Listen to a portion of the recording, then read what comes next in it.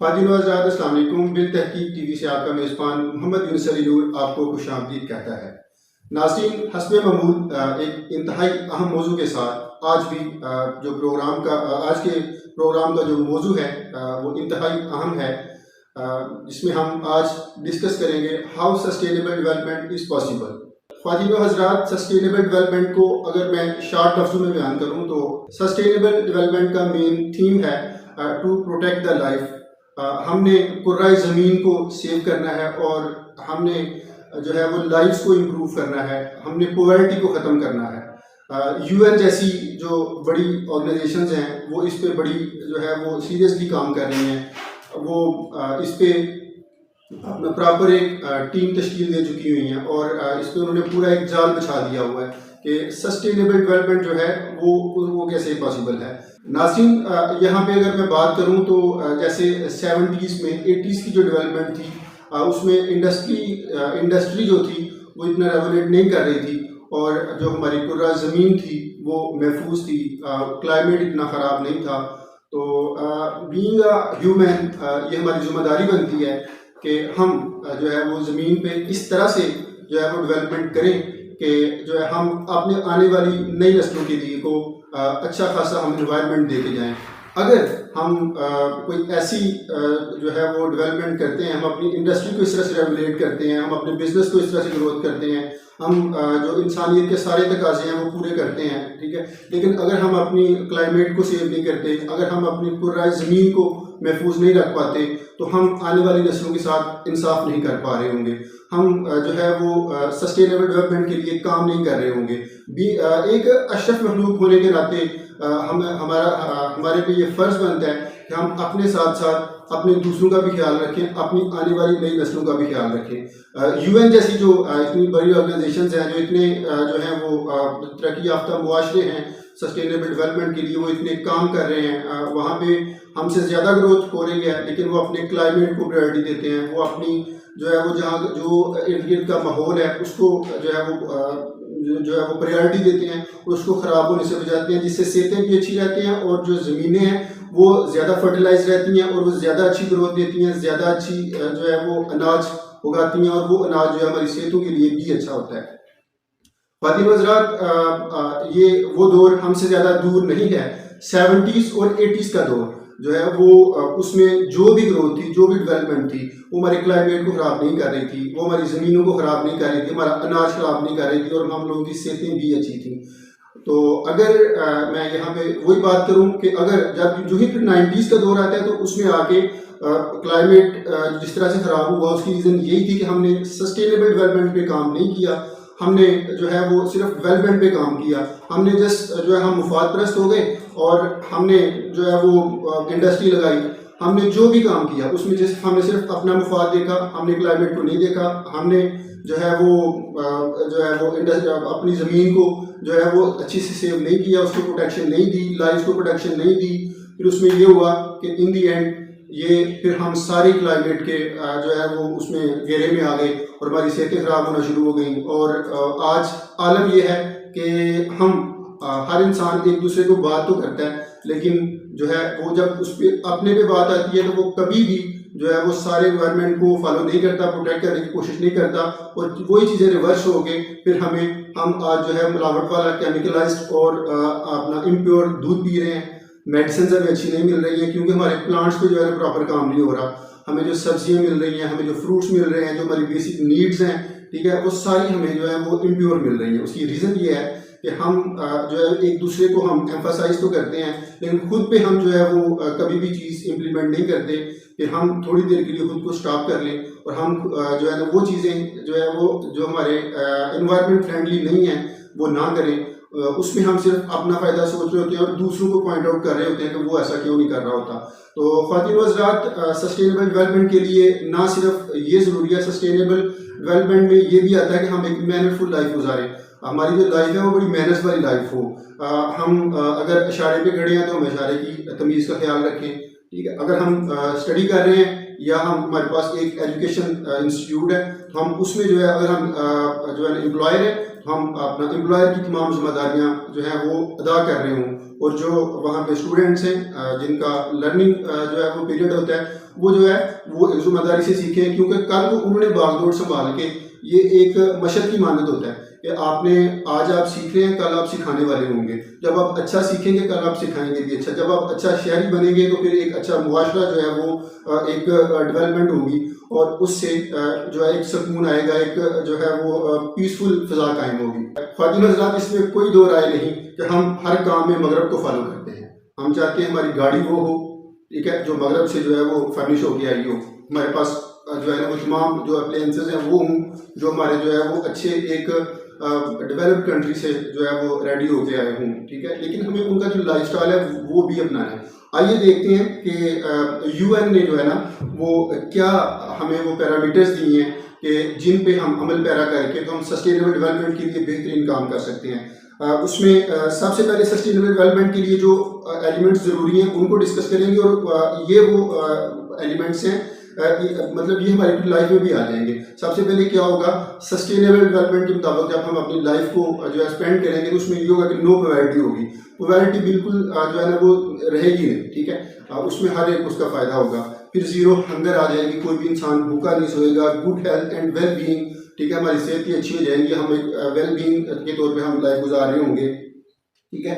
अपना sustainable development में जो है वो इक्वल एजुकेशंस भी आती हैं, ठीक है, इक्वल किस्म की एजुकेशन दें। ये क्या तरीका हुआ कि हम ये कोई भी जो है ना वो सस्टेनेबल डेवलपमेंट का वो जो है ना एक दायरा कार में नहीं आता कि हम जो है वो अमीर को एक डिफरेंट सी एजुकेशन दे रहे हों और गरीब इंसान जो है वो मतलब वो टाइम भी वेस्ट कर रहा हो और वो 20 साल भी वेस्ट करे और 20 साल बाद एक रेडी प्रोडक्ट भी ना बने।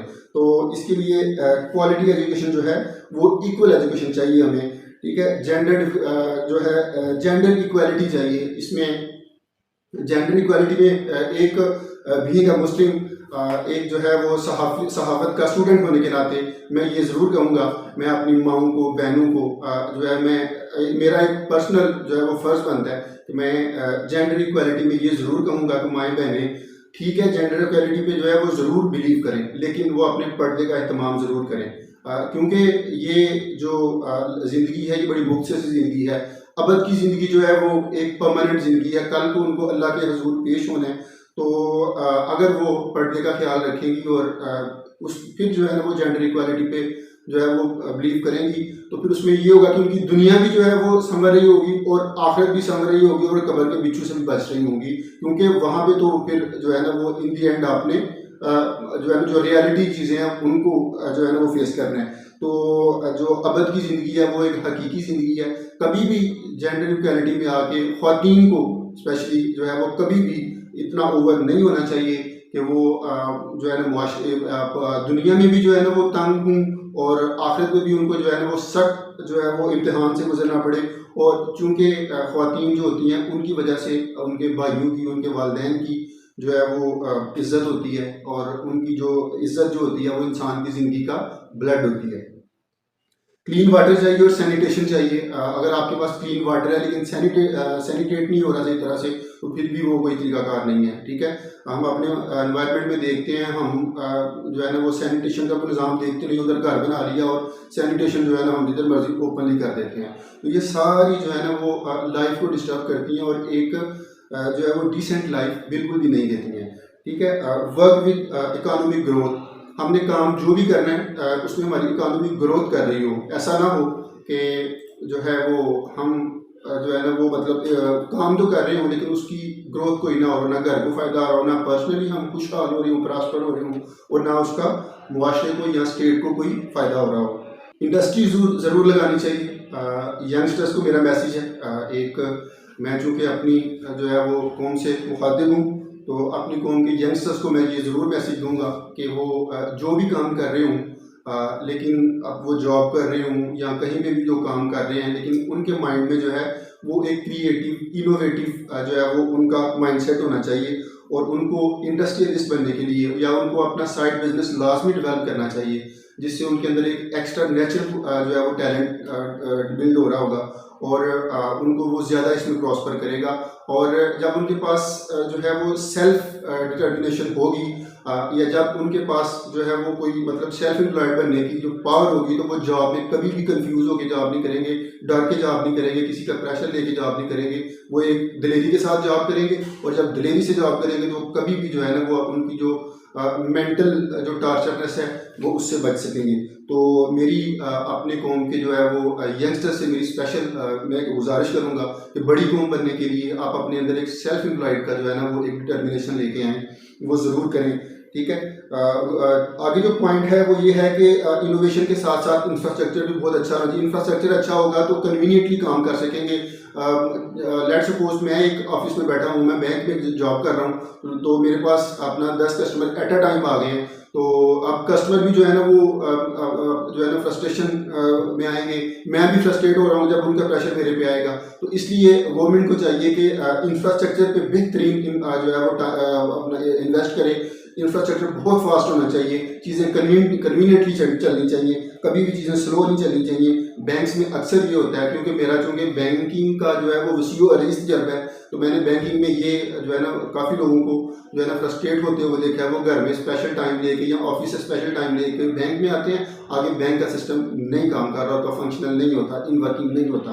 तो जो है वो इसका फिर मैं एक और कहूँगा कि एम्प्लॉयज़ को भी ये फ़ायदा हो जाता है कि वो सिस्टम चल भी रहा हो तो जो है वो कह देते हैं सिस्टम नहीं चल रहा है। इसका भी खुदारा ईमानदारी का ताल्लुक भी जो है ना वो सस्टेनेबल डेवलपमेंट से है। फ़ातिमा हज़रात, जो अगला पॉइंट है वो बड़ा अहम पॉइंट है, बीइंग अ मुस्लिम। दरअसल मैं अपने प्रोग्राम में जहाँ पे भी कोई ऐसा पॉइंट आता है वहाँ पे मैं बीइंग अ मुस्लिम को ज़रूर ऐड करता हूँ। उसमें यह है कि हम रोल मॉडल कौम हैं। ठीक है, हम पूरी दुनिया के लिए रोल मॉडल लोग हैं, हम दुनिया को तबलीग कर रहे होते हैं। तो बीइंग अ मुस्लिम हमें इस तरह का रोल मॉडल इंसान होना चाहिए कि हमें कभी भी जो है ना वो इस तरह का कोई पॉइंट नहीं छोड़ना चाहिए कि जो हम मतलब जो है वो किसी के सामने खुद को जस्टिफाई ना कर सके, खुद को हम जो है वो रोल मॉडल ना कह सके, हमें कोई हमारे पे कोई उंगली उठा सके। तो उसके लिए अपना मुसलमान कम्युनिटी को कभी भी जो है ना रिड्यूस इनइक्वालिटी पे यकीन रखना चाहिए कि इनइक्वालिटी कंट्रोल से कंट्रोल करना चाहिए कि इनइक्वालिटी जो है वो कंट्रोल की जाए।